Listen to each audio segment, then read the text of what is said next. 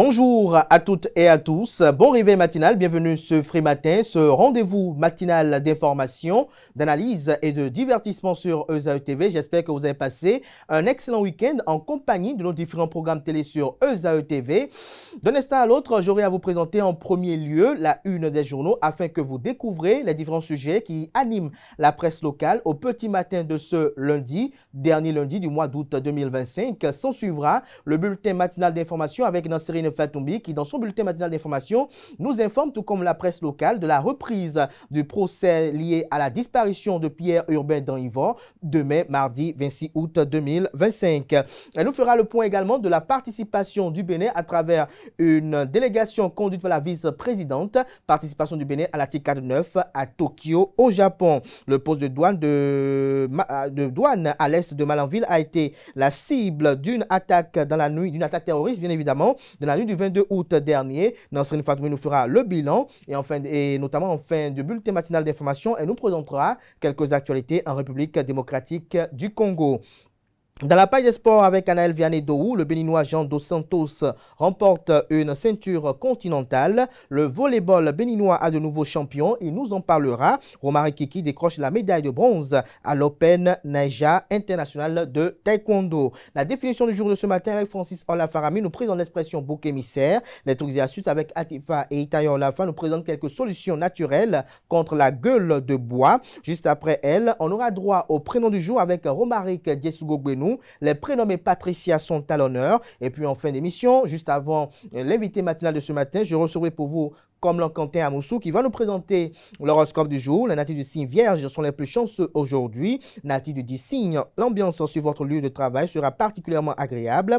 Vous aurez à cœur de voir vos efforts reconnus à leur juste valeur. Vous cultiverez des contacts importants. Et juste après lui, je vais recevoir pour vous Rachidi Ojo qui est expert en communication politique et publique. Avec lui, on parlera de cet exploit des forces de défense et de sécurité dans la lutte contre le terrorisme vendredi dernier. On parlera également de cette polémique autour de la communauté Peul au niveau de la lutte contre le terrorisme, notamment avec les commentaires qui défraient la chronique sur les réseaux sociaux. Voilà un peu la trame de l'émission de ce matin, chers amis internautes.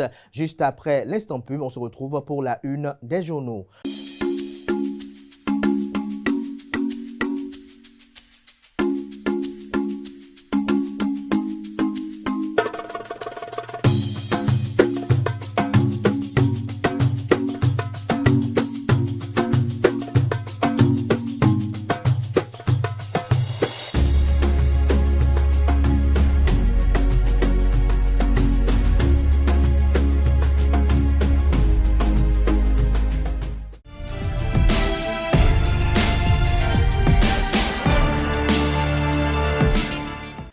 Bonjour à nouveau, chers amis internautes. Nous démarrons cette une des journaux, comme il est de tradition sur ESAE TV, par le quotidien Maison, le quotidien béninois d'information générale et d'analyse L'Informateur, qui ce matin en manchette titre « Construction sur la plage de Ouida du Négrier l'Aurore, un navire musée pour l'histoire » s'exclame le titre. Le Canard écrit que loin d'être un symbole à la gloire des marchands d'esclaves, la construction du dernier navire négrier l'Aurore, ayant quitté les côtes béninoises au XVIIe siècle, sonne comme une reconstruction de l'histoire pour éveiller les consciences.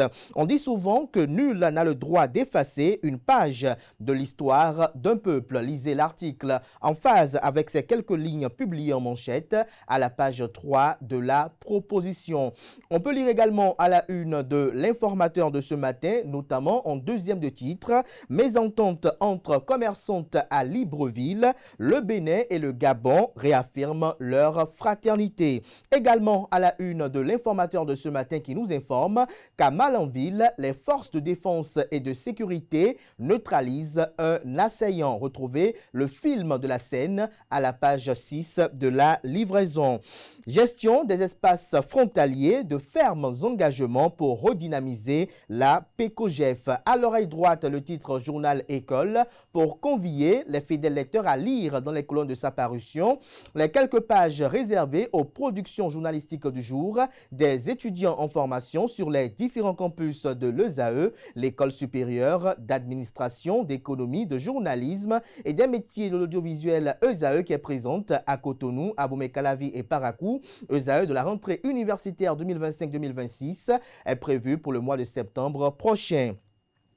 Le quotidien national d'information ce matin en manchette parle de Ornella Tchouenté, fondatrice de l'indice Influence africaine TM. Je cite, Patrice Talon incarne l'autorité silencieuse qui bâtit un héritage durable. Fin de citation. Le Canard écrit noir sur blanc qu'Ornella Tchouenté, stratège d'image et d'influence, fondatrice du référentiel Influence africaine TM, s'est récemment illustrée par une évaluation sous plusieurs prismes du chef de l'État béninois dont son leadership singulier fait, selon elle, d'autorité silencieuse et de vision générationnelle. À travers la présente interview, elle décrypte les fondements du dit référentiel, laquelle interview, pour ne pas dire lequel entretien, est publiée aux pages 4 et 5 de la livraison de ce 26 août 2025 du quotidien de service public. On peut lire également à la une du numéro 8809 de La Nation de ce lundi. Situation des commerçants béninois établis à Lambaréné. Les assurances de la diplomatie gabonaise sont à lire à la page 3. Réseau des chambres des métiers de l'artisanat de l'espace UEMOA, entendez Union économique et monétaire ouest africaine. Le Bénin prend la présidence avec Soufianou Imourou. On lit à présent la une de Fraternité. Décrispation entre Béninois et Gabonais. Une délégation de haut niveau annoncée à Libreville. En illustration, une image sur laquelle on aperçoit le patron de la diplomatie gabonaise et la vice-présidente de la République du Bénin, Mariam Chabi Talata, épouse Zimé. On peut lire également à la une de Fraternité de ce lundi, commémoration de la Gistna 2025. Le Bénin réaffirme son engagement à concilier mémoire et avenir. Le matinal ce matin en manchette, justice. Le procès d'Anyivo reprend demain. Alofa et Amoussou attendus à la barre. Retrouvez les enjeux qui concourent à la page 2 de la livraison. On peut lire également à la une de Le Matinal de ce lundi. Insertion des jeunes sortis des lycées techniques agricoles. Aimé Adjaro appelle à des solutions concrètes. Matin libre, ce matin manchette parle des élections générales de 2026 au Bénin. Code électoral, le Parlement de la CEDEAO interpellé. Lisez l'article à la page 3. On lit également à la une de Matin libre de ce lundi, présidentielle de 2026, nécessité d'un programme axé sur le respect des droits humains. 19e édition du SNAB, 10 jours pour célébrer la création artisanale béninoise. Le Béninois libéré ce matin à sa une, Moël Bénin contre Union progressiste Le Renouveau, Ayadji Agoua, la guerre des incompréhensions pour détruire la rupture, siffler la fin du bordel, Monsieur le Président, estime le Canard en illustrant son titre de la photo du président de la République, patron de la mouvance présidentielle, Patrice Talon. Tournoi de l'unité du bloc républicain, Rachid Badamassi met en garde Parakou contre les vieux démons du passé, communique le Béninois libéré. Le potentiel ce matin en manchette, mutation générale à la police républicaine, officiers, sous-officiers, agents d'exécution, la mutation emporte tout le monde. Le Canard écrit noir sur blanc qu'il s'agit d'un grand remaniement des flics sous le commandement du directeur général de la police républicaine, Brice Kokou Alawanou. Il s'agirait même de la mutation de l'année. Ce week-end a marqué un tournant significatif pour la police républicaine, ajoute le confrère. Lisez son article à la page 3 de sa proposition numéro 2544. On lit également à la une de Le Potentiel du jour. Après plusieurs semaines de tergiversation à la mairie de Tofor, le préfet Jean-Claude Kodia installe les présidents de commission permanente ce jour. Lisez l'article sur les attentes et espérances à la page 3 de la livraison. On peut lire également à la une de Le Potentiel de ce matin, Michel Onaga Ndiaye, suite à la rencontre avec la vice-présidente de la République du Bénin, Mariam Chabi Talata. Je cite, « Il n'y a aucun problème entre le Gabon et le Bénin ». Fin de citation. Le meilleur à présent, journée nationale du Bénin à l'Expo Osaka 2025, le patrimoine, la créativité et la vision du Bénin présentés sur la scène internationale le 29 août prochain. En illustration, la photo du ministre de la Culture, des Arts et du Tourisme, Jean-Michel Abimbola. Élection présidentielle d'avril 2026, la Commission électorale nationale autonome Sénat outille les députés sur les conditions du parrainage et la procédure de délivrance du formulaire. L'événement précis à présent, campagne cotonnière 2025-2026, le Bénin s'impose dans le trio de tête en Afrique. On lit également à la une de l'événement précis de ce matin, la députée du bloc républicain Chantal Ayi, deuxième questeur de l'Assemblée nationale du Bénin, je cite, « Le Bénin prépare une génération robuste et une démocratie plus inclusive ». Lisez fin de citation, autant pour moi. Lisez ces propos retranscrits à la page 2 de la livraison. On lit également à la une de l'événement précis de ce matin, zone industrielle de Glodjibé, le directeur général de la CIPI Bénin expose les opportunités offertes aux investisseurs. En tournée dans le département du Plateau, Joseph Fifame Djogbenou et Louis Béounou Vlavonou chez le patriarche Sefou Fagoun. Lisez l'article comme rendu à la page 3 de la proposition. Le premier quotidien économique du Bénin, l'économiste ce matin en manchette, parle de compétitivité du transport aérien dans l'espace UEMOA. Entendez, Union économique et monétaire ouest africaine. Abdoulaye Diop examine les avancées du PASTA-CO. Lisez l'article à la page 3. Élection présidentielle du RCMA UEMOA. Le Béninois Soufianou Imourou élu président du réseau sous-régional. Le matin, quant à lui, ce matin à sa une, publicité trompeuse des écoles privées au Bénin, zéro tolérance, la haute autorité de l'audiovisuel et de la communication AC serre la vis, même sanction pour l'annonceur et le diffuseur. On peut lire également à la une du quotidien Le Matin de ce matin, notamment à l'oreille droite, réseau des chambres de métiers de l'UEMOA, le Bénin prend les rênes avec Soufianou Imourou. Le Grand Matin à présent, attaque terroriste déjouée à Malanville, les forces armées béninoises démontrent leur bravoure. On peut lire également à la une de Le Grand Matin de ce lundi, coup de poing policier à Godomé. 13 ghettos rasés, 78 suspects arrêtés. Le quotidien La Nouvelle Tribune, quant à lui ce matin, rapport de la Banque mondiale sur la gouvernance économique. Le Bénin, modèle de croissance, mais des défis subsistent, estime Le Canard. Lisez son article à la page 3 de sa proposition. Bénin intelligent, coopération Bénin-Japon, de nouvelles perspectives ouvertes à la TICAD 9. Le Canard écrit que la vice-présidente du Bénin, Mariam Chabi Talata, a conduit une délégation de à la 9e conférence internationale de Tokyo sur le développement de l'Afrique du 20 au 22 août 2025. La rencontre a offert un cadre stratégique de dialogue entre le Japon et l'Afrique pour un développement durable et inclusif. Retrouvez les retombées pour le Bénin à la page 3 de la livraison. Libération, quant à lui, publicité relative aux écoles privées au Bénin. La haute autorité de l'audiovisuel et de la communication à travers un communiqué rappelle les conditions. Lequel communiqué est publié à la page 3 de la proposition. Filao News ce matin à sa une, enjeu des élections générales de 2026, Sedjro Agbanon protège l'héritage de Talon et lance un front uni pour le Bénin, une dynamique qui porte les germes de développement, communique le journal. Diakbata à présent pour apaiser les tensions, le Bénin et le Gabon misent sur le dialogue. Tribunal de Cotonou, le procès Pierre Urbain d'Anivor, Alofa et Amoussou rouvre ce mardi 26 août. Retrouvez les enjeux dans les colonnes de la livraison de ce matin du journal. L'emblème du jour, quant à lui, mobilisation politique. Joseph Fifame Djogbenou, ancien président de la Cour constitutionnelle, ancien ministre garde des Sceaux en charge de la justice et de la législation, actuel président du parti politique Union progressiste Le Renouveau, rouleau compresseur de l'UPR. On lit à présent la une de Le Pays émergent. Invité sur l'émission Carte sur table de la radio Océan FM ce dimanche, l'honorable Chantal Ayi magnifie la gouvernance Talon et répond à ceux qui s'acharnent à obscurcir le bilan du chef de l'État. La fierté nationale est aujourd'hui la chose la mieux partagée au Bénin, a affirmé l'élu du parti politique Bloc républicain de la 16e circonscription électorale. Le télégramme à présent. MMA poids léger, le Béninois Jean Dos Santos champion d'Afrique. Lisez l'article qui renseigne sur ce parcours à la page 8 de la livraison. Commerçant béninois au Gabon, Libreville calme le jeu avec le Bénin. On lit également à la une de Le Télégramme de ce matin, Interpol, cybercriminalité, 1209 individus interpellés au Bénin et dans 18 autres pays. Retrouvez des détails à la page 5. Dynamisme info, débat autour de l'auto parrainage, nécessité de saisir la Cour pour se donner toutes les assurances.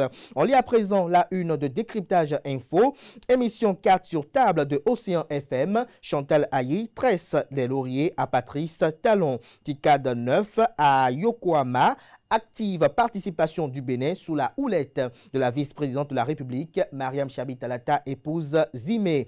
L'investigateur du jour communique également au sujet de la sortie médiatique de l'honorable Chantal Ayi, le Canard titre Chantal Ayi pour sa rentrée politique du Grand Art. Les leçons de l'élu du peuple à l'opposition sont à retrouver dans les colonnes de sa parution de ce matin. L'investigateur du jour s'intéresse également à une autre figure politique féminine du Bénin, tribune de chat, Christelle Houdonbo Alioza. Je cite la courtoisie, lumière invisible de la grandeur humaine. Fin de citation. Lisez la tribune dans les colonnes de la parution. Les 4 vérités chroniques de Madame Christelle Houdonbo Alioza, la courtoisie, lumière invisible de grandeur humaine. Lisez la même publication à la page 2 de Les 4 vérités qui titre ce matin en manchette. Élection générale de 2026 au Bénin, le code électoral fait parler l'opposition. Le juriste et consultant Adegbola Franck Oké saisit le secrétaire général de l'OIF et le président du Parlement de la CEDEAO et dénonce des dispositions électorales controversées. L'autre quotidien à présent, apaisement des tensions entre le Gabon et le Bénin, la rencontre de la paix à Yokohama au Japon. Retrouvez des précisions dans les colonnes de la livraison. La boussole à présent, réforme politique au Bénin, progrès affiché, démocratie contestée. En illustration, ce plateau de Info Hebdo du samedi dernier, sur l'image sur laquelle vous apercevez bien évidemment Eugène Azatassou et Epiphane Kenom. Lisez le compte rendu dans les colonnes de la parution de ce matin du Canard. Le routier à présent. Suspension de 2 arrêtés communaux à la mairie de Tofo pour irrégularité par le préfet Jean-Claude Kodjia. Les mémoires de réplique du maire Adamazé attendues au tribunal d'Alada le 28 août prochain. Une audience fixée au 2 septembre à 15h dans la petite salle d'audience du tribunal de séance. On lit à présent le quotidien La Nouvelle Gazette, déclaration d'adhésion de la 10e circonscription électorale. Des militants, les démocrates et Foscoï pour un Bénin émergent FCBE rejoignent l'Union progressiste Le Renouveau à Glazoué. De gros poissons dans la nasse de Victor Lanouin, Jean-Francis Tchekpo et Hilaire Badiagou. Lisez l'article compte rendu aux pages 6 et 7. La relève info à présent, après l'Alaska et Washington, des doutes persistants sur une paix durable en Ukraine. Le grand jury à présent, Côte d'Ivoire, présidentielle de 2026. Alassane Dramane Ouattara dépose sa candidature demain 26 août 2025. Le Soleil Bénin Info, commémoration de la GISNA 2025. Le Bénin tend les bras aux afro-descendants. Patrice Talon réaffirme son engagement à concilier mémoire et avenir. La cloche à présent, fin de la Ticade 9 au Japon. Les retombées pour le Bénin sont à lire à la page 3 de la livraison. Le Canard écrit que les rideaux sont tombés sur la scène de la 9e conférence internationale de Tokyo sur le développement de l'Afrique, à laquelle a pris part une forte délégation du Bénin conduite par la vice-présidente Mariam Chabi Talata Zimé Yerima. En autres retombées du sommet pour le Bénin, l'implantation prochaine de la société pharmaceutique japonaise, puis la société japonaise Synology, puis l'accord de prêt concessionnel d'environ 50 millions de dollars destiné à soutenir la gouvernance économique et les secteurs privés. Contre la publicité mensongère des établissements d'enseignement privés, la Haute Autorité de l'audiovisuel et de la communication AC acte le rappel des prescriptions aux promoteurs et diffuseurs.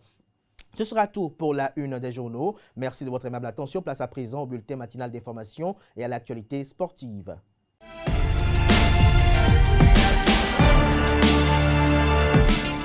Le bulletin matinal d'information avec vous, Nasrine Fatoubi, bonjour. Bonjour Abdelkader. Merci d'être là ce matin. Bonjour à vous, Anel Dou. Bonjour. Merci également d'être là pour l'actualité sportive. On démarre ce bulletin matinal d'information avec la reprise du procès de Pierre Urbain dans Yvon. C'est bien cela, amis internautes, bonjour. Heureuse de vous retrouver ce lundi matin. Après la suspension du 25 avril dernier, Kossi Kodio Alofa et Donatien Amoussou seront à nouveau devant le juge du tribunal de Cotonou ce mardi 26 août 2025. Les deux prévenus sont poursuivis pour l'assassinat présumée de Pierre-Hubert Danivor, un cadre du ministère de l'Économie et des Finances, disparu le 17 août 2010.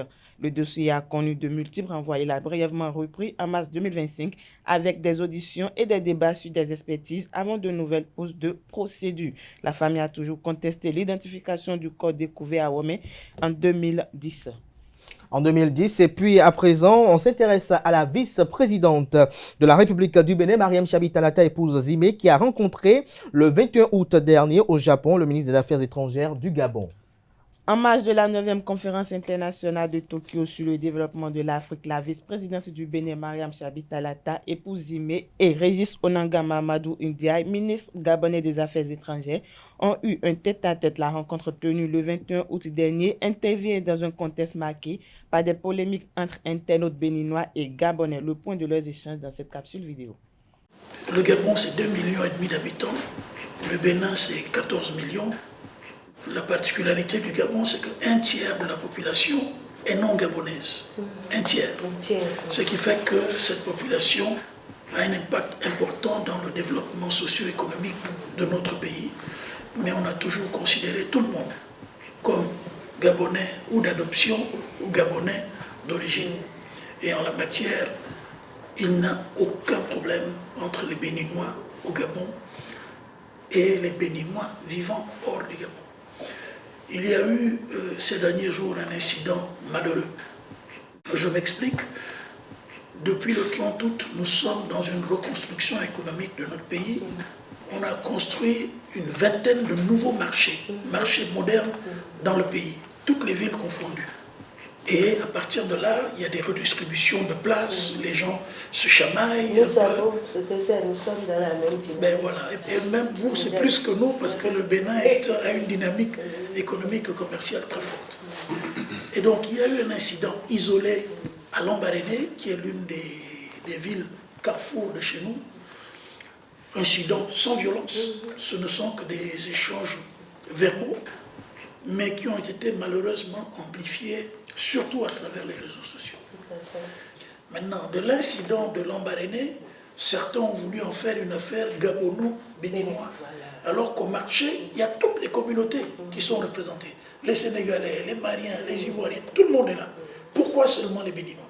Voilà le débat. Aujourd'hui, nous sommes confrontés à ces réalités-là. Il faut gérer la société, il faut gérer les populations, surtout sur le plan économique. Donc on prend des mesures souveraines, mais non discriminatoires. Simplement, on opte pour une préférence nationale. Ce n'est que ça. Et on n'a pas visé une communauté. Donc c'est pour vous dire que je suis totalement d'accord avec vous. Nous n'avons aucun problème avec le Bénin. Il y a des Gabonais qui vivent au Bénin, qui sont mariés. C'est vrai qu'ils sont en nombre un peu plus réduit. Et il y a beaucoup de Gabonais installés, de Béninois installés au Gabon depuis de longues années. Des familles entières. Voilà. Et on a même des familles totalement croisées. Donc, ce que nous souhaitons, nous, c'est l'apaisement. Et je puis vous assurer, en rentrant, rassurer le président, talon des sentiments les meilleurs du président Oligui, rassurer mon frère Bakary, que je rencontre souvent dans les réunions de ce genre, qu'il n'y a aucun problème entre le Gabon et le Bénin. Il faut que nous continuions à travailler dans l'apaisement et rassurer nos communautés. Il y a eu ces derniers temps des événements malheureux. Et nous savons tous qu'à l'ère des réseaux sociaux, même les faits les plus anodins prennent des proportions qui ne plaisent pas souvent. Nous n'allons pas juger les autorités gabonaises. Parce que pour toutes les mesures que vous prenez, nous sommes sûrs que vous avez de bonnes raisons de les prendre. Mais ce qui nous préoccupe, c'est la sécurité et le bien-être des Béninois qui sont là-bas. Nous nous préoccupons d'eux, comme vous aussi. Vous pouvez être préoccupés de la sécurité et du bien-être gabonais qui sont chez nous, même s'ils sont en nombre infime. Je viens vers vous, l'aider, leur cas, vous dire que ce sont vos frères, que vous devez, comme nous, veiller à leur bien-être. Nous avons beaucoup de choses à partager au niveau de nos États, les expériences réciproques. Donc, nous n'avons aucun intérêt à nous opposer actuellement. Maintenant, plus que par le passé, nous devons partager nos expériences. Donc, ne laissons pas ceux qui ne connaissent pas les difficultés de l'exercice du pouvoir nous compliquer la tâche. C'est l'objet de ma rencontre. Protéger nos enfants là-bas, nous protégerons les vôtres chez nous, parce qu'ils ne doivent pas tous se sentir chez eux. Même chez nous, les marchés, c'est la spécialiste, on en a construit beaucoup, toujours pour régler le problème des femmes et des jeunes du chômage. On n'a pas fini d'en construire, hein. On va en construire d'autres, mais on va faire en sorte que chaque population, chaque communauté qui détient une expertise dans un domaine trouve sa place. C'est pour le service aux populations. Donc, rassurez-vous. Le poste de douane à l'est de Malanville a été la cible d'une attaque dans la nuit du 22 août dernier. Tout à fait, des individus armés ont tenté de suspendre le dispositif militaire vers 23h à Gada le vendredi 22 août 2025. L'attaque survenue au poste de douane à 5 km à l'est de Malanville a été stoppée par des soldats du 7e bataillon interarmes. L'échange de tirs a conduit à la neutralisation d'un assaillant. Plusieurs autres ont été blessés. Un arsenal de guerre a été saisi. Aucune perte n'a été enregistrée dans le rang des forces armées béninoises. Une opération de ratissage est en cours pour retrouver les assaillants en fuite. Pour retrouver les assaillants en fuite, et puis on s'intéresse au grand événement Bénin révélé, initiative du leader d'opinion Edouard Amadji, qui a connu son épilogue notamment le 10 août dernier. Le grand événement Bénin révélé, initiative du leader d'opinion Maouignon Edouard Amadji, a connu son point d'orgue le dimanche 10 août à Godomé. Cette célébration s'inscrit dans une dynamique de valorisation du système partisan béninois visant à reconnaître et honorer les acteurs politiques clés dont l'engagement contribue au renforcement de la démocratie locale. Lors de cette manifestation, les figures emblématiques de la 6e circonscription électorale ont été distinguées par leur travail remarquable. Parmi les personnalités honorées, il figure Valentin Aditi Houdé, Nathanaël Koti Vignon Giscard, Dr Shakiro Amoussou Zinsou Léopold, Renfort Épiphane, Saint-Rémy, Dovoido Arsène. Ces acteurs politiques ont été reconnus pour leur contribution au développement dans un contexte où le pays prépare les élections générales de 2026. Cette cérémonie intervient alors que les questions de réforme électorale et d'inclusion politique demeurent au cœur des débats nationaux, renforçant ainsi l'importance de telles initiatives pour la vitalité économique du Bénin. Et puis on finit avec une dernière actualité en République démocratique du Congo. Dans l'est de la République démocratique du Congo, de violents attaques-combats ont été signalés durant tout le week-end entre les rebelles de la MFS-23 et l'armée congolaise appuyée par les Wassalendo au sud Kivu. Ils ont aussi provoqué un déplacement massif de la population. Pendant 48 heures, des accrochages d'une grande intensité ont notamment eu lieu dans 3 villages. Ces combats, dont les deux parties se rejettent mutuellement la responsabilité, se déroulent alors que la MFS 23 et les autorités congolaises sont en ce moment à Doha pour poursuivre les négociations de paix sous l'égide du Qatar. Merci à vous, Nasrine Fatoumé, pour cette présentation du bulletin matinal d'information. On rappelle que la grande édition du journal télévisé sur Euzao TV est prévue pour 19h avec vous, bien évidemment. Place à présent à l'actualité sportive sur Free Matin.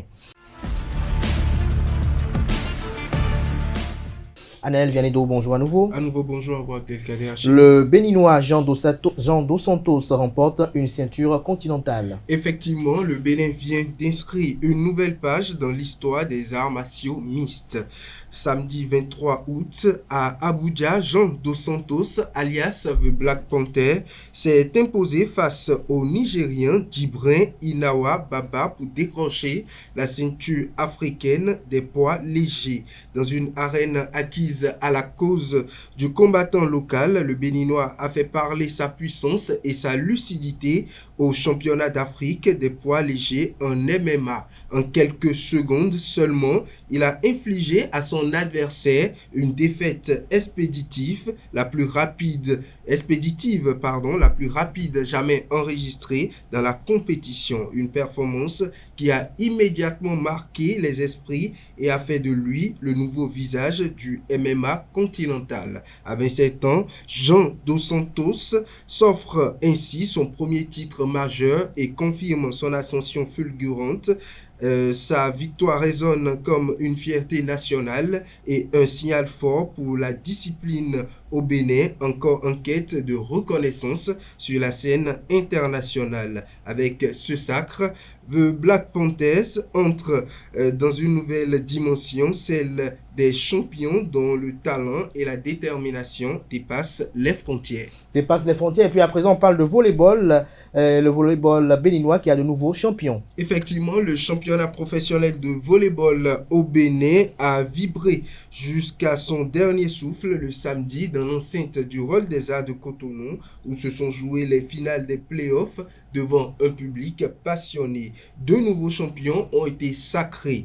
Énergie Volleyball Club chez les dames et Alada Volleyball Club chez les hommes. Une soirée de grande intensité, mais aussi une célébration institutionnelle placée sous le regard bienveillant du président de la Fédération béninoise de volleyball, El Hadj Ali Yaro, entouré de quelques personnalités sportives de premier rang, dont les présidents des fédérations du Togo et de la Côte d'Ivoire, ainsi que des responsables du handball béninois et africain. Chez les dames, une page de l'histoire s'est tournée. Les Queens, invaincues et championnes en titre depuis 4 longues années, ont cédé leur place à la fougue et à la détermination des joueuses de Énergie VBC.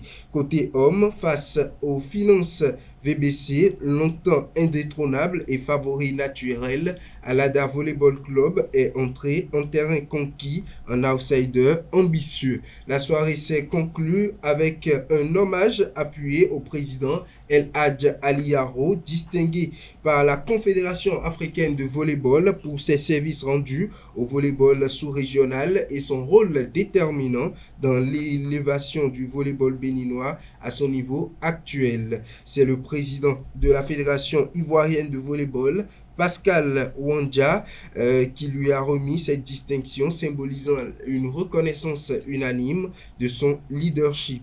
Une soirée de passion et de gloire qui restera dans les annales du volleyball béninois. Et puis Romaric Kiki qui décroche la médaille de bronze à l'Open Naija international de taekwondo. C'est ainsi, sur les tatamis internationaux, certains noms résonnent avec une autorité particulière. Pour le Bénin, ce nom est sans conteste Romaric Kiki, capitaine et pilier de l'équipe nationale de taekwondo qui vient une nouvelle fois de porter haut les couleurs de son pays en décrochant une médaille de bronze à l'Open Naija International, compétition classée G1 au Nigeria. En quart de finale, il s'est imposé avec une autorité remarquable face à l'Ivoirien Thio Sili, confirmant son statut de favori. Porté par cette victoire éclatante, il s'est présenté en demi-finale avec l'ambition de viser l'or. Son combat contre le Nigérien Daniel Chukwudi, âprement disputé et indécis jusqu'au bout, a malheureusement tourné en faveur de l'adversaire du pays hôte, lui donnant ainsi une défaite sur le fil, mais qui n'a rien d'une déconvenue. Ce parcours solide et combatif lui a valu une place sur le podium avec une médaille de bronze bien méritée. Merci à vous pour cette présentation. On passe à présent à la définition du jour et aux trucs et astuces.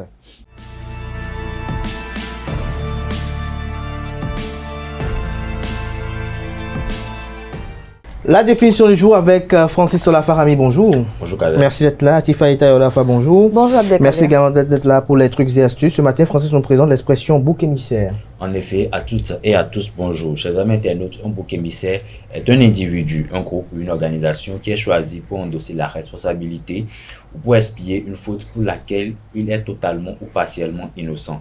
L'expression bouc émissaire provient de la traduction grecque du bouc pour Azazel. Un bouc portant sur lui tous les péchés d'Israël qui apparaît dans un passage du Lévitique, texte datant vraisemblablement du 5e siècle avant Jésus-Christ. Il décrit un rituel d'élimination qui connaît des précédents bien attestés, par exemple chez les Hittites ou les Hurrites du Kizuatna au 2e millénaire avant Jésus-Christ. C'est tout pour la définition de ce matin. Merci et à la prochaine. Merci à vous, chers amis internautes. À présent, on retrouve Atifa Olafa dans les trucs et astuces.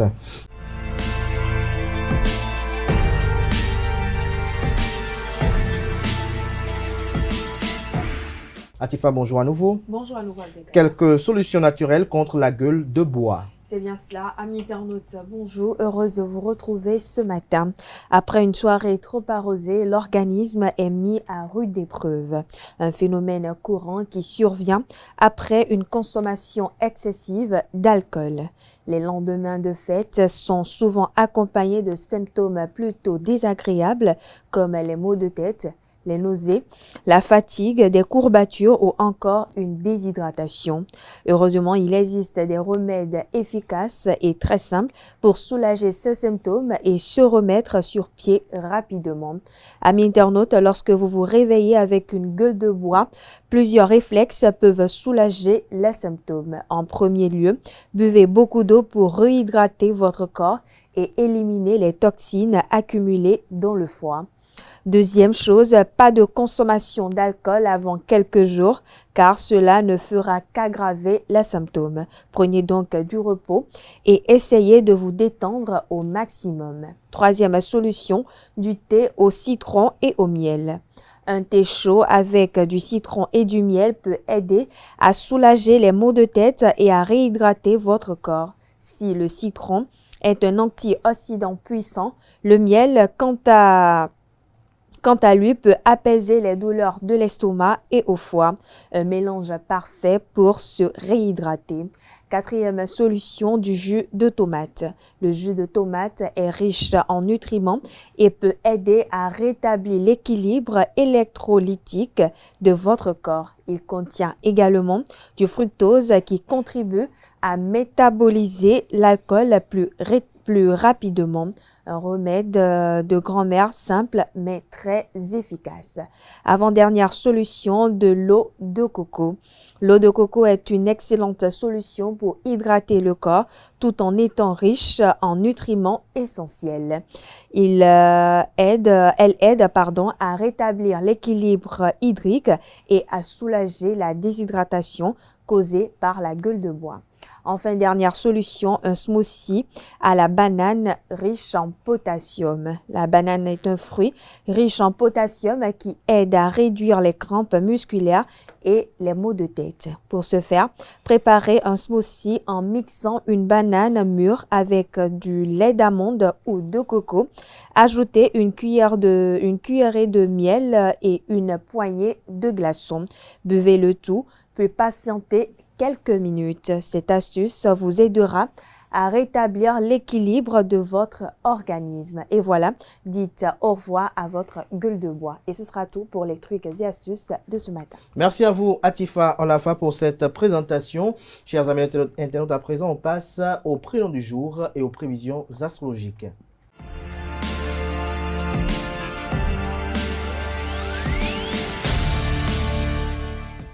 Le prénom du jour, Omaric Djesugo Gwenou, bonjour. Bonjour Kader. Merci d'être là. Bonjour à vous, comme Kanté Amoussou. Bonjour Kader. Merci d'être là. Ce matin, Omaric, vous nous parlez des Patricia. Oui, amis internautes, bonjour. Le prénom Patricia est d'origine latine, dérivé de patricius, qui signifie noble, issu du mot noblesse. Patricia évoque la noblesse donc d'âme, la dignité et l'élégance. Il reflète aussi un tempérament raffiné et une grande sensibilité. Les Patricias sont souvent douces, attentives et bienveillantes, des personnes également déterminées et persévérantes. Diplomates, elles savent éviter les conflits et privilégient donc l'harmonie. Personne célèbre prénommée Patricia. Nous avons Patricia Cass qui est chanteuse française, Patricia Hill-Smith qui est romancière américaine, auteure de talentueux replays. Nous avons Patricia Arquette qui est actrice américaine également. En amont, les Patricia sont généralement fidèles et affectueuses, très à l'écoute de leur partenaire. En quête de sincérité et de stabilité, elle a besoin d'un amour solide et rassurant pour s'épanouir pleinement. Symbole associé à Patricia, nous avons la couleur bleue. Nous avons leur pierre précieuse qui est le saphir et le chiffre 7 qui est symbole d'intuition et de spiritualité. En conclusion, amis internautes, il faut retenir que Patricia est un prénom empreint de noblesse et de douceur. Il reflète une personnalité intuitive et équilibrée à la recherche d'harmonie tant dans ses relations et dans sa vie en général. C'est un prénom intemporel, toujours élégant, en plein de grâce. Nous avons également plusieurs autres personnes qui soufflent une bougie de plus aujourd'hui, mais qui ne portent pas nécessairement ce prénom. Joyeux anniversaire à eux. Merci à vous pour cette présentation. Place à présent à l'horoscope du jour.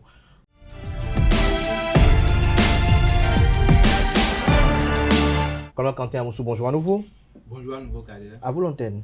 Amis internautes, bonjour. Bélier, ne faites pas de forcing pour atteindre vos objectifs. Montrez-vous diplomate et prenez tout le temps nécessaire. Amis du signe Taureau, vous allez vous attaquer courageusement aux tâches de la journée en émaillant vos activités d'une pointe d'humour. Gémeaux, à présent, vous mettez toute votre énergie à régler pour le mieux une affaire de carrière, de statut social qui vous embête depuis un bon moment. Cancer, les réalités pratiques vous seront moins supportables aujourd'hui. Soyez raisonnable dans vos investissements. Amis du signe Lion, vous allez multiplier les activités et les projets, mais prenez garde à ne pas trop vous disperser. Vierge, l'ambiance sur votre lieu de travail sera particulièrement agréable. Vous aurez à cœur de voir vos efforts reconnus à leur juste valeur. Vous allez cultiver également des contacts importants. Et puis ce matin, pour nos amis Balance, leur supérieur pourrait leur confier de nouvelles responsabilités et il vous est conseillé d'être à la hauteur et c'est le moment de le prouver. Scorpion, dans le domaine professionnel, vous savez ce que vous voulez, doté d'une grande énergie, vous irez droit au but, quitte à doubler certains de vos collaborateurs. Amis du signe Sagittaire, c'est le moment ou jamais de réaliser des projets professionnels qui vous tiennent à cœur depuis un bon moment. Et puis, cher Capricorne, si vous n'y prenez pas garde, vous risquez de vous laisser déborder. Faites preuve plus d'organisation et prévoyez mieux votre temps de travail pour ne pas vous laisser surprendre. Avant-dernier signe du zodiaque Verseau, aujourd'hui, la chance sera de votre côté. Le ciel vous fera de nombreuses faveurs si vous savez être réceptif. Et puis, comme d'habitude, nous allons boucler la boucle avec les poissons. Vous serez probablement sollicité par de nouveaux projets. N'acceptez pas de responsabilités lourdes parce que vous connaissez vos limites. Et voilà, c'est tout pour le message des astres de ce jour. Merci à vous pour cette présentation. Place à présent à l'invité de ce matin sur Free Matin.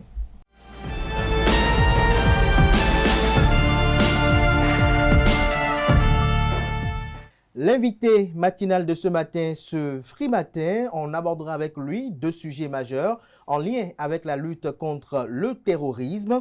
Notez que dans la nuit du vendredi 22 août 2025, le poste de douane de Gada, situé à environ 5 km à l'est de Malanville, a été la cible d'une attaque d'individus armés non identifiés. Grâce à la promptitude et au professionnalisme des soldats du 7e bataillon interarmé, l'opération a été rapidement maîtrisée. L'échange de tirs s'est soldé par la neutralisation d'un des assaillants, plusieurs autres blessés, ainsi que la saisie d'un arsenal de guerre. Aucune perte n'est enregistrée du côté des forces armées béninoises, ce qui illustre, selon certains médias, la solidité du dispositif mis en place sous le commandement du chef de bataillon Villon Komlan Casimir Sossou. D'une part, bien évidemment, et d'autre part, on s'interroge sur ce qui se passe réellement entre les forces de défense et de sécurité et la communauté Peul dans la lutte contre le terrorisme. Selon certaines révélations, les membres de cette communauté souffrent le martyre dans les mains des forces armées en raison des attaques terroristes dans lesquelles certains membres de cette communauté seraient impliqués. Dans une émission diffusée sur plusieurs plateformes digitales, un responsable d'organisation non gouvernementale semble alerter le peuple béninois sur des pratiques qui s'apparentent à la persécution ou de la chasse aux sorcières au sein de cette communauté qui serait prise pour cible dans des interpellations abusives et injustifiées. La guerre contre le terrorisme se transforme-t-elle en une guerre contre la communauté Peul ? Face au silence de l'armée sur les révélations qui ont été faites, nous jetons ce matin notre dévolu sur un acteur passionné des questions géostratégiques et géopolitiques et qui suit avec un intérêt particulier l'évolution des dynamiques sécuritaires en Afrique de l'Ouest dans un contexte de montée en puissance des groupes djihadistes qui sèment la terreur aussi bien dans le Sahel qu'à ses alentours. Il s'agit bel et bien de Rachidi Ojo, expert en communication politique et publique, avec qui nous analyserons les révélations et dénonciations de certains activistes qui craignent des jours sombres pour la communauté Peul du Bénin. Rachidi Ojo, bonjour. Bonjour Abdelkader Achiro. Merci d'avoir accepté l'invitation. C'est moi qui vous remercie. C'est un plaisir. Alors, vous avez suivi tout à l'heure mon introduction le vendredi dernier. Est-ce qu'on peut parler d'un succès des forces armées béninoises? Est-ce que les Béninois doivent se réjouir de cette prouesse-là? Ah oui, bien sûr que nous avons de très bonnes raisons de nous réjouir de ces prouesses, de ces exploits, de ces petites victoires qui comptent beaucoup pour le moral des troupes. Vous savez, les organisations terroristes, après une attaque contre une cible dure, comme par exemple les chutes de Koudou, donc notre position militaire à ce niveau, ou encore notre position militaire au niveau du point triple, multiplient après des attaques contre des cibles dites molles. Ce sont des cibles autour desquelles il n'y a pas un dispositif de sécurité énorme. Ce ne sont pas des cibles qui sont abandonnées, mais le dispositif de sécurité n'est pas aussi impressionnant, n'est pas le même que celui que l'on peut retrouver au niveau d'une cible dure. Bon, un poste aux douanes n'est pas une cible molle en tant que telle. Peut-être que les organisations terroristes ont eu l'idée que, à partir du moment où ce n'est pas une position militaire, on peut attaquer ce genre de cible un peu comme on attaque les commissariats. Et je pense que ce qui a fonctionné dans ce cas précis, c'est la coordination entre les différentes forces qui sont présentes dans les alentours. Vous avez bien sûr les forces spéciales, donc les forces que nous avons créées pour lutter contre le terrorisme. Bien évidemment. Il y a d'autres composantes de l'armée qui sont présentes dans la région. Vous avez la Marine nationale qui est présente. Vous avez aussi la police républicaine. Donc, une fois que l'alerte a été donnée, la coordination entre ces différentes forces dans l'organisation de la riposte a une célérité également fonctionné.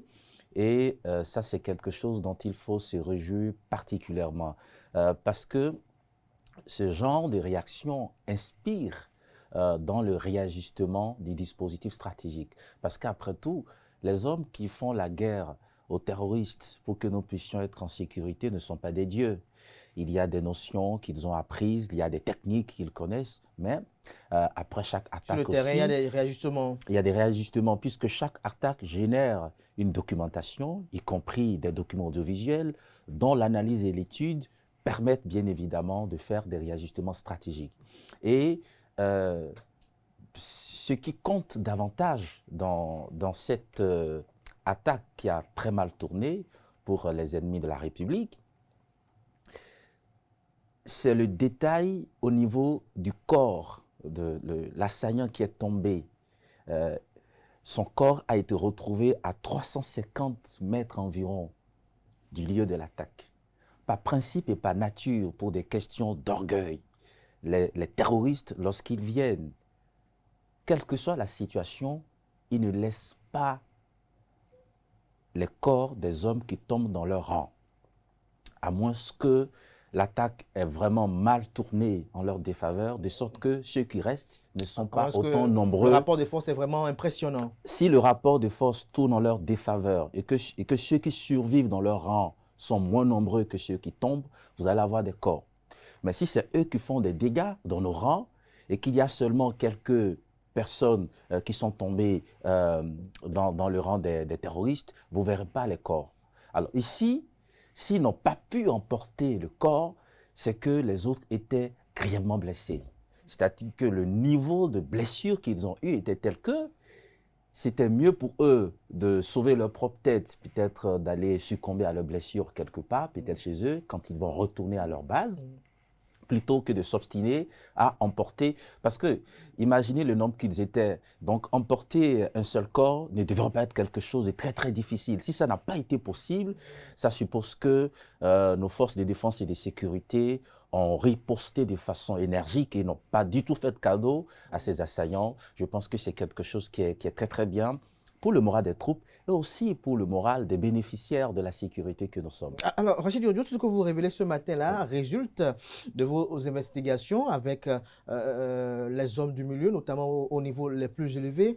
Mais il y a une interrogation qui subsiste dans la mémoire des uns et des autres, c'est de savoir pourquoi l'armée elle-même ne monte pas au créneau pour quand même exposer ses gloires, si on peut le dire ainsi, ses succès. Alors, vous avez parfaitement raison. L'armée elle est très occupée et nous allons en parler tout à l'heure. Moi, j'essaie de prendre les nouvelles du front pratiquement tous les jours parce que je documente, je travaille sur ça. Tout à fait, et, bien évidemment. Vous en savez quelque chose dans un cadre strictement spécifique, personnel et privé.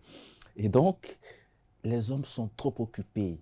Le front, ce n'est pas la blague. Vous imaginez, on sait déjà que la guerre n'est pas quelque chose de très simple. On sait quand mais ça commence, lorsque on sait pas vous quand êtes ça va dans finir. une guerre asymétrique et vous ne savez pas quand est-ce que l'ennemi surgira et de quelle façon il va surgir, de quel côté. Voyez, vous n'avez pas parfois le temps de vous occuper de certaines choses. Je comprends, hein, je ne discute pas, je n'excuse pas l'armée pour parfois son silence trop long sur certains exploits, mais c'est parce que ici il y a eu un corps de terroristes retrouvés au sol que peut-être la communication n'a pas fait défaut sur ça. Sinon, des attaques qui sont déjouées, soit au moment de la planification ou au moment du début d'exécution, il y en a, je peux vous dire, depuis janvier 2025, nos forces de défense et de sécurité ont déjoué beaucoup d'attaques. Beaucoup. Mais ce qui compte pour elles, c'est de faire en sorte... Je ne peux pas vous dire. Okay, je ne peux pas vous dire. Oui. Pratiquement, toutes les 2 semaines, il y a une attaque qui est déjouée. Soit à la phase de préparation, soit à la phase de début d'exécution, tout en sachant que le début d'exécution dans une attaque terroriste, ce n'est pas exactement le moment où les gens engagent l'assaut, c'est le moment où ils ont pris la décision, après la préparation, maintenant, de poser le premier pas vers l'atteinte de la cible. Et puisque ce sont des personnes qui partent généralement des territoires étrangers, qui font des recrutements au niveau local, les renseignements, en tout cas pour ce qui fonctionne encore aujourd'hui au niveau de notre dispositif de renseignement, ces renseignements permettent parfois de stopper ces attaques-là en début d'exécution. Donc, ce qui est important pour les hommes qui sont au front, c'est la réalité qu'ils vivent. C'est ce à quoi ils croient eux-mêmes, pas nécessairement les lauriers qui viendront de X ou de Y. Si par moment ça vient, comme le cas de l'attaque du poste de douane de Gada, le peuple est au courant, on les félicite, c'est tant mieux. Mais ils ont la responsabilité de s'occuper de notre sécurité. Après, la communication, ça viendra. Mais avec cet exploit au niveau du poste douane de Gada, les forces de défense et de sécurité doivent rester davantage en alerte parce qu'on ne sait pas, voilà, leur guerre asymétrique comme on dit, ils ont reçu un coup, on peut redouter qu'ils puissent éventuellement, je ne veux pas sortir le mot. Non, la riposte qui a été efficace telle que nous l'avons observée est la preuve que l'alerte a fonctionné.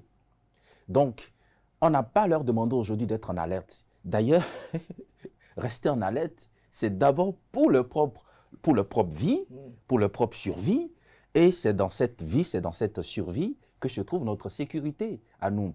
Donc, les forces de défense et de sécurité sont en permanence en alerte. On pourra peut-être en parler parce qu'il y a des opérations, des actions qui sont menées tous les jours. Et parfois, les personnes qui sont loin des fronts, qui ne comprennent pas ce qui se passe, à qui certains acteurs rapportent des informations, si ceux-là ne prennent pas la peine d'avoir des informations complètes, d'avoir des informations au jour le jour et de se contenter seulement des informations d'une seule journée pour faire des déclarations, pour prendre des positions, parfois certains de bonne foi vont passer à côté de la plaque. Donc c'est de ça qu'il s'agit. L'alerte, elle est permanente et nos forces de défense et de sécurité, elles sont tellement concentrées que lorsqu'il y a quelque chose qui veut les perturber, elles préfèrent ignorer cette chose-là, d'où qu'elle vienne. Donc, moi, je pense que les jours à venir, avec les prochains résultats aussi qui nous parviendront sur le front de la guerre contre le terrorisme, nous pourront davantage, pour ceux qui sont encore sceptiques, nous convaincre de ce que nos forces de défense et de sécurité font de sacrés bons boulots au service de notre sécurité. De sacrés bons boulots au service de notre communauté. Alors, Rachid Yodjo, vous avez suivi également les déclarations, pour ne pas dire les révélations, qui font état d'interpellation de membres de la communauté Peul qui subiraient dans les camps militaires des traitements inhumains et dégradants et desquels l'on estorque des aveux sur fond de torture. Qu'en savez-vous et comment pouvez-vous décrire et qualifier aujourd'hui les rapports entre les forces de défense et de sécurité et la communauté Peul en lien avec la lutte contre le terrorisme? Alors, je vous ai dit tout à l'heure que moi, j'essaye de documenter la guerre que nous menons actuellement contre le terrorisme. Pour un travail scientifique. Et pour le faire, oui, il faut pouvoir avoir des informations au jour le jour. Ce qui est évident et qui est incontestable, c'est qu'aujourd'hui, il n'existe pas dans notre pays une violence d'État contre l'une quelconque des communautés établies dans les zones à risque, dans les zones où nous sommes attaqués. Pas de violence d'État. Il n'existe non plus une espèce de guérilla institutionnelle orchestrée par l'armée à l'encontre de la communauté Peul. Ça n'existe pas. J'ai bien suivi les révélations auxquelles vous faites allusion. Et quand je suivais l'auteur de ces révélations, il parle au début de son intervention de février 2024, mai 2024, juin 2024. Après, il a parlé de 2025. Donc, on peut se poser la question de savoir pourquoi maintenant. Mais peut-être qu'on en parlera tout à l'heure. Oui, allez-y. Depuis décembre 2024, conscient de ce que la communauté Peul est entre le marteau et l'enclume,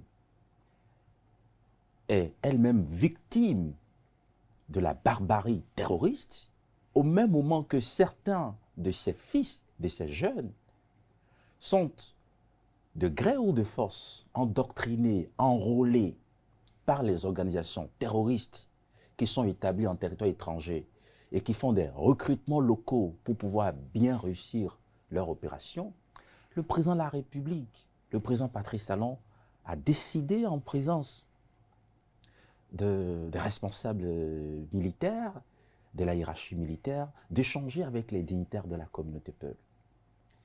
Et personne n'avait amené le chef de l'État, en ce moment, à déclarer que la stigmatisation est un fléau plus dangereux que le terrorisme, que l'extrémisme violent lui-même. Donc, regardez déjà ce que ça traduit en termes de niveau de prise de conscience au plus haut niveau de l'État en ce qui concerne la responsabilité, même dans la guerre contre le terrorisme, pour les forces de défense et de sécurité, de protéger toutes les communautés, de ne pas persécuter et de ne pas stigmatiser.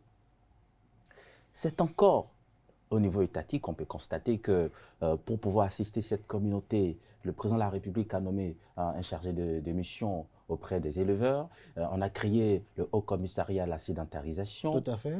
Et puis, et d'autres mesures, même le code agropastoral qui définit et délimite les couloirs de pâturage, ça fait partie des mesures que l'État prend pour montrer toute sa proximité avec la communauté Peul et dire à cette communauté qu'elle compte autant que toutes les autres communautés nationales. Mais après, Abdelkader, une situation de guerre n'est pas une situation normale. Et dans une situation qui n'est pas normale, il peut y avoir la survenance de certains incidents. C'est la façon dont on gère des incidents en période de guerre qui compte, et non le fait que des incidents surviennent. Pourquoi? Parce que l'armée a décidé de faire de la communauté Peul son premier partenaire stratégique civil. Parce qu'elle est consciente que si elle fait des frustrés, des mécontents dans cette communauté, oui, en persécutant, en menaçant, en intimidant, ça va être contre-productif. Exactement. Nous allons même risquer gros. On pourra même perdre la guerre contre le terrorisme. Mais après, quand vous allez dans les zones à risque, il y a des périmètres qui sont délimités, qui sont interdits d'accès. Il y a des couvre-feux qui sont décrétés à certains endroits. Et au lendemain de chaque attaque, il y a des patrouilles d'une certaine nature qui sont effectuées. Pourquoi? Parce que, comme je vous l'ai dit, quand les terroristes viennent attaquer par colonies de motocyclistes, par centaines de colonies de motocyclistes, ils quittent les territoires étrangers, s'appuient sur leurs complices locaux, mais quand ils finissent d'attaquer, il faut qu'ils repartent. Le repli, parfois, n'est pas total. Donc certains, sachant qu'ils doivent encore parcourir des centaines de kilomètres, par exemple au cœur de la Pendjari, pour rallier leur sanctuaire, se mélangent à la communauté locale. Ce qui fait qu'à la veille, au lendemain d'une attaque, il y a un certain nombre de contrôles systématiques qui se font. Et dans tout ça, pendant la surveillance du respect des couvre-feux, lorsqu'on surveille les zones interdites d'accès, pendant qu'on mène les patrouilles, après une attaque, il y a forcément des interpellations. Et donc, au niveau de ces interpellations, il y a forcément des interpellations.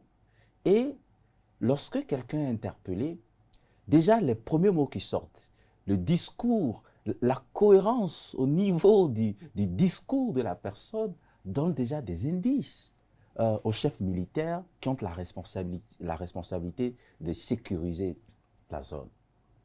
Donc, quelqu'un peut se retrouver à un mauvais endroit au mauvais moment. De la même manière, des terroristes qui ont participé à une attaque, soit en participant à l'alimentation de la chaîne d'approvisionnement, soit en étant directement au combat, peuvent toujours se retrouver dans la communauté locale après une attaque.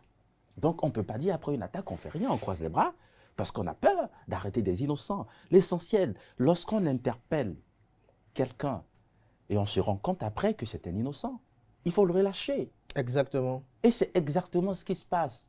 Aujourd'hui, il y a un dispositif formel de coopération. Et je regrette que l'auteur de ces révélations-là n'en a pas fait cas. Entre les forces de défense et de sécurité, donc les chefs militaires qui commandent les unités dans certaines zones, et les dignitaires des associations de la communauté Peul. De sorte que, parfois, lorsqu'on interpelle M.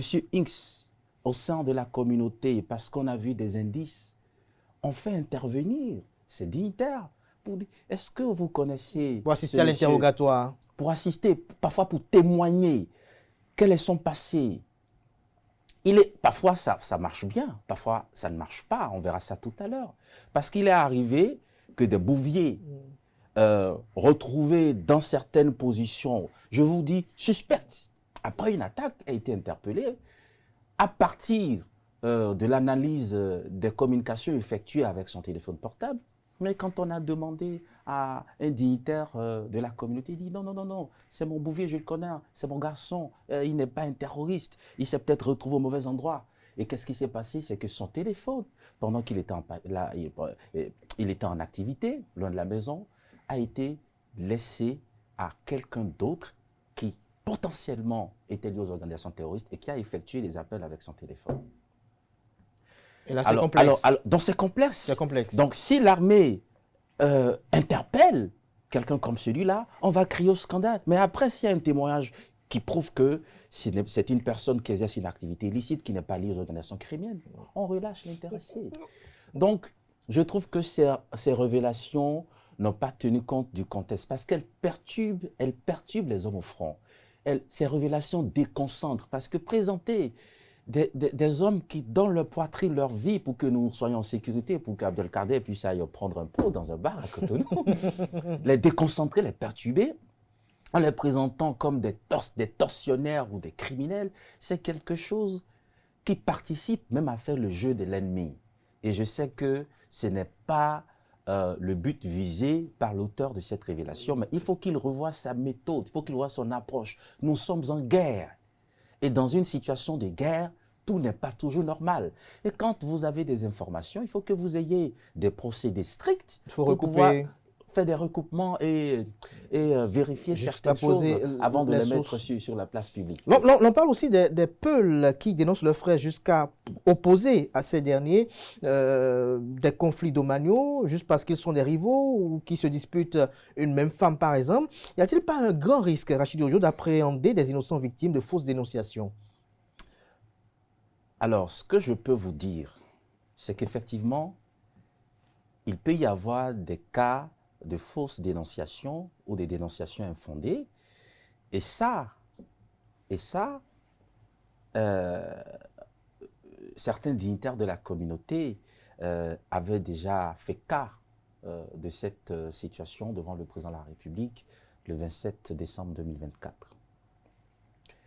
Ce qu'il faut retenir, c'est que l'armée ne banalise aucune dénonciation.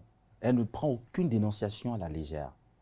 Au même moment, elle ne fait pas d'une dénonciation de façon systématique une vérité d'évangile, une parole d'évangile.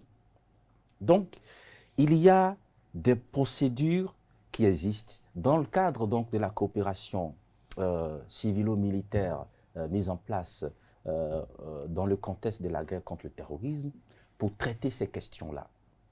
Si quelqu'un a été dénoncé parce qu'il serait opposé au dénonciateur par un conflit domanial ou par un conflit de rivalité autour d'une même femme que les dénonciateurs Mais autre enjeu, ça se gère. Mais attention, Abdelkader, ce n'est pas parce qu'il existe un conflit domanial ou un problème de rivalité autour de deux frères de la communauté Peul sur une femme que lorsqu'on se rend compte que cette dénonciation a été motivée par un tel fait, on dit il n'y a rien à cirer, passer. Parce que parfois, l'instinct de protection amène certains frères, même lorsqu'ils sont convaincus que leurs propres frères sont liés aux organisations terroristes, mènent des activités suspectes, ils ne les dénoncent pas.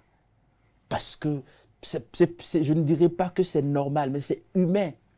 On connaît un frère qui fait quelque chose pas trop bien, mais on ne veut pas le dénoncer. C'est pas bien, mais je peux comprendre que c'est humain.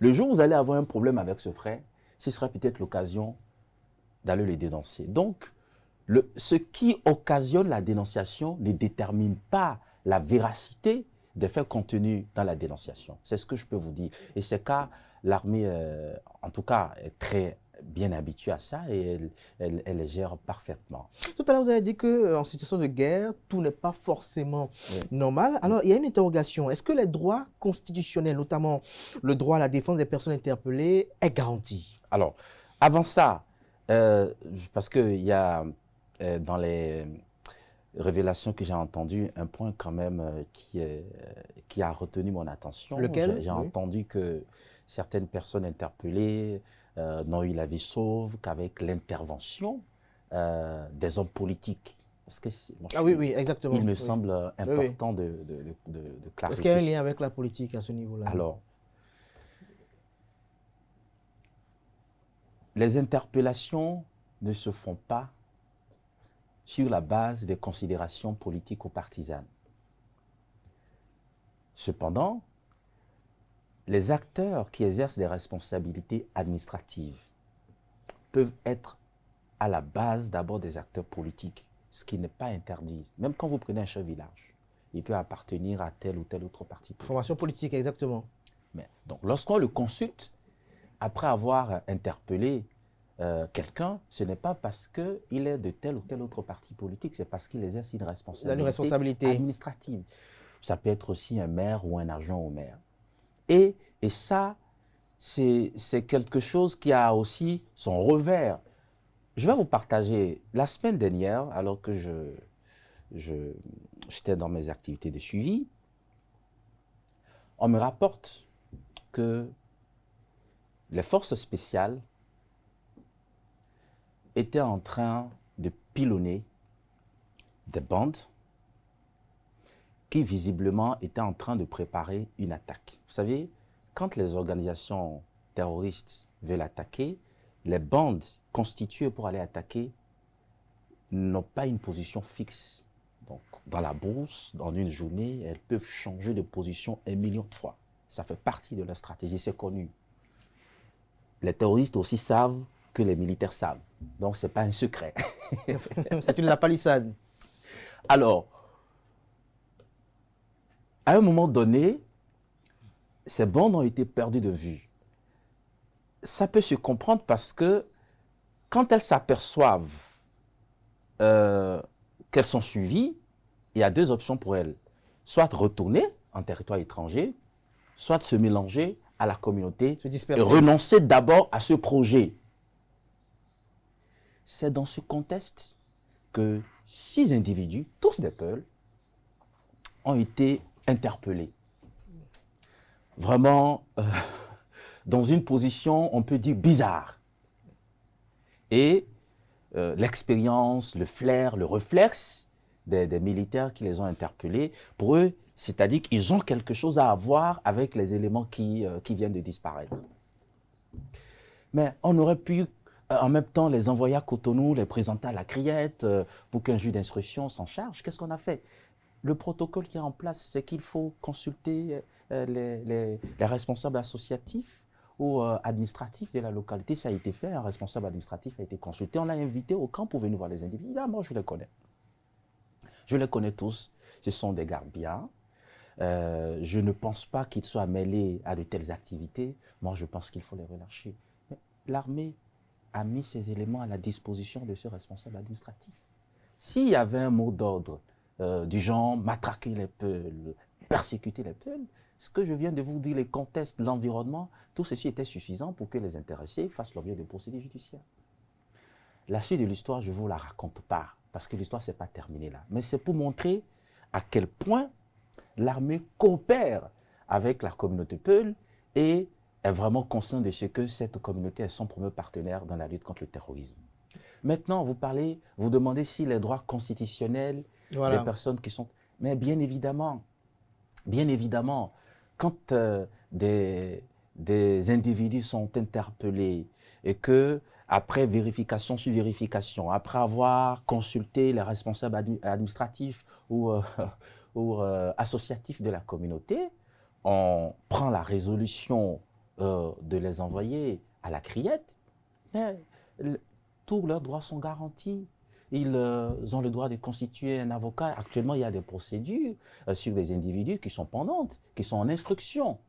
Donc, et c'est d'ailleurs parce que ces procédures existent et suivent leur cours normal que, par exemple, l'auteur de ces révélations aussi a pu avoir un certain nombre d'informations. Parce que les seules preuves qu'il semble avoir brandies, ce sont les plaintes formulées par des avocats, des personnes qui estiment qu'elles n'ont rien à voir avec l'activité terroriste et qui ont été interpellées. Moi, je pense que ce qui se passe au front est extrêmement complexe. Parfois, vous allez relâcher de vrais terroristes parce que vous ne voulez pas faire de mécontents, vous ne voulez pas faire de frustrés. Parfois aussi, vous allez être obligé de faire une procédure judiciaire normale à quelqu'un peut-être qui n'a rien à voir avec les organisations terroristes et qui a peut-être eu la malchance d'être au mauvais endroit au mauvais moment. Je pense que cela ne fait pas de notre armée une armée irresponsable ou une armée criminelle ou une armée qui n'a pas à cœur le respect des droits humains, même dans un contexte de guerre asymétrique. Aujourd'hui, au niveau de chacune des unités qui opèrent sur le terrain, il y a un conseil juridique. Pourquoi l'armée a pris ces dispositions? C'est pour qu'il n'y ait pas des abus. C'est pour que les droits les plus élémentaires des personnes qui soient respectés. Et donc, les droits constitutionnels des personnes qui sont interpellées et qui après sont déférées devant la juridiction compétente sont respectés. Une autre petite question pour conclure. L'auteur de ces révélations a eu à saisir les ambassades et institutions internationales. Quels sont les enjeux qui y concourent, selon vous? Je me suis posé cette question parce que même s'il y a un problème avec la communauté Peul, qui est une communauté nationale, c'est une affaire bénino-béninoise. C'est une affaire qui peut se régler entre nous. Pourquoi on met à ça les ambassades des autres pays, des autres puissances, etc. etc. Moi, il y a un gain? Je pense qu'il y en a un. Lequel? Alors, une ONG a besoin de financement. Une ONG a besoin de financement. Ce n'est pas un crime qu'une ONG ait besoin de financement. Et c'est un prétexte, c'est ça? Lorsque j'analyse un peu, un prétexte? Lorsque j'analyse un peu l'environnement du pays de résidence de l'auteur de la révélation, je me rends compte que il existe au niveau de l'Union européenne le programme Protect Defenders, au fait, qui est destiné à défendre les droits des communautés marginalisées ou menacées d'extinction. Je pense que ce n'est pas le cas de la communauté Peul.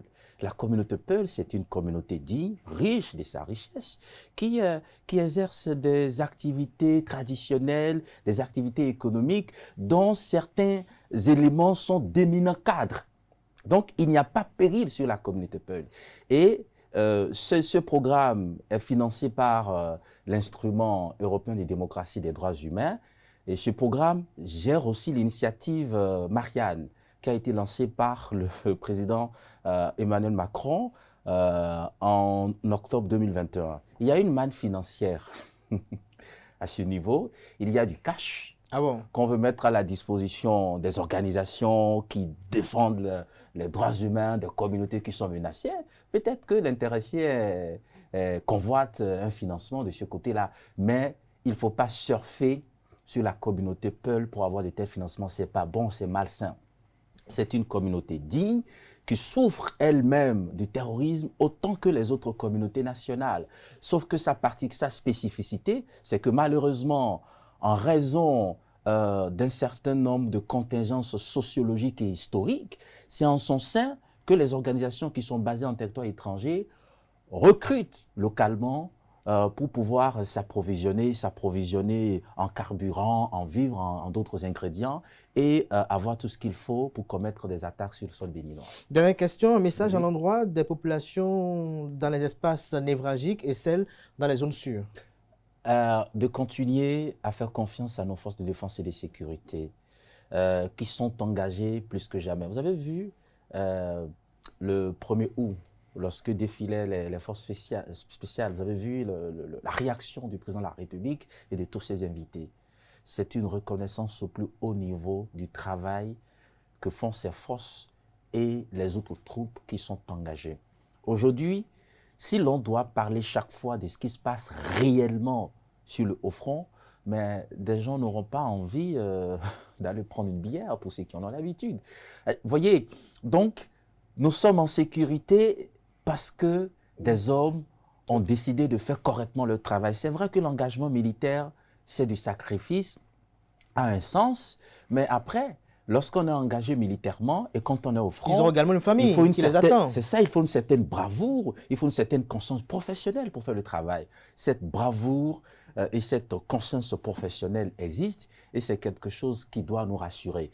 Les forces de défense et de sécurité ont besoin de notre soutien. Elles n'ont pas besoin d'être perturbées par des révélations opportunistes, parfois maladroites et dont les vraies motivations peuvent être ailleurs. Chacun n'a qu'à faire ce qu'il a à faire et on n'a qu'à laisser les forces armées travailler. La sécurité n'a pas de prix si ce n'est que la vie de nos soldats et pour cette raison, le minimum de respect que nous devons aux gens, c'est que même si on a appris des choses, on a eu des informations, il faut qu'on ait des méthodes rigoureuses de vérification, il faut qu'on ait des approches neutres qui montrent que on ne veut pas engager une communication agressive contre l'armée. Sinon, ce qui est fait là, ça a tout l'air. Merci à vous, Rachidi Odjo. Je rappelle que vous êtes expert en communication politique et publique. Merci pour cet honneur. Merci pour le travail que vous faites sans cesse au profit de la République, si on peut le dire ainsi.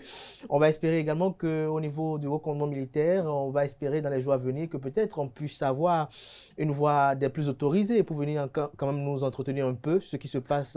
L'armée a un porte-parole, il faut les solliciter, il faut leur écrire. Et voici les heures que l'armée traverse, si ça permet que le porte-parole soit totalement disponible pour venir parler, il faut les solliciter. Tout à fait, c'est fait, ça se fera encore davantage. Ça se fera encore davantage. Merci à vous. C'était l'invité matinal de ce matin, ce Free Matin. Ainsi prend fin Free Matin de ce matin. Merci pour l'attention, merci pour la fidélité constante à nos différents programmes télé sur ESAE TV. Soyez-en remerciés, je dirais même soyez-en bénis. Que la semaine soit fructueuse et féconde à tout un chacun. On se donne rendez-vous demain pour le même exercice par la grâce et la volonté divine, sans occulter celle des hommes.